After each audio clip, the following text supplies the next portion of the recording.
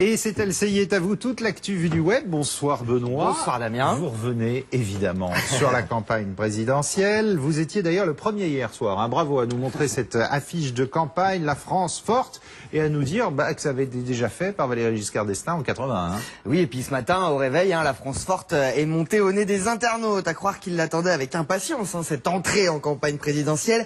Ils s'en sont donnés à cœur joie avec l'affiche, l'ont détournée dans tous les sens. Mais avant de rire, un petit couac relevé par l'excellente rédaction du site Numérama, c'est le tweet du jour. La France forte de Nicolas Sarkozy est en fait grecque. Oups, il faut désormais penser à tout lorsque l'on est communicant, car le paysage marin que l'on voit derrière Nicolas Sarkozy n'est autre que la mer Égée photographiée depuis les côtes grecques. C'est avec ce fichier qu'ils ont pu retrouver ça. Le fond, c'est dans une base d'images, une photo tétra-image intitulée Grèce nuage au-dessus de la mer Égée. C'est vrai que le symbole est important là. Hein. La France forte, mais en Grèce. Bon, Grèce ou pas, les internautes, je vous le disais, ont passé la journée à détourner cette déjà fameuse affiche. Je crois que je n'avais jamais vu autant de créativité, autant de gens qui postaient leur version de cette blague.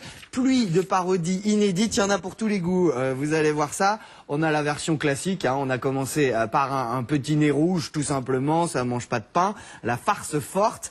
Et puis après, là voilà, j'ai papier, si on fait monter la France farce avec Brice de Nice, la Francfort, bien sûr, une des blagues les plus reprises hier, la Transforte, voilà, sympa aussi, fallait travailler, le mix avec la fameuse affiche de VGE, la France libre, il n'y a plus personne, et la France frotte, vous allez voir que sur cette blague-là, sur ce thème-là, il y a une marque qui a su rebondir immédiatement sur cet énorme buzz. Qui, une idée? Alors là, une éponge. C'est ça, une marque d'éponge, bingo, qui a posté cette La France frotte sur sa page Facebook officielle. Beaucoup de pouces récoltés, beaucoup de sympathie pour cette blague. Et ils ont réagi très vite, très bien joué. Et il y en a eu, je vous le disais, des dizaines et des dizaines. On vous met les adresses des meilleurs recueils de toutes ces images sur le blog de l'émission, bien sûr. On attend la même chose avec Hollande, qui a toujours pas diffusé son affiche de campagne. On attend ça. On verra si elle inspire autant les internautes. La présidentielle française, vue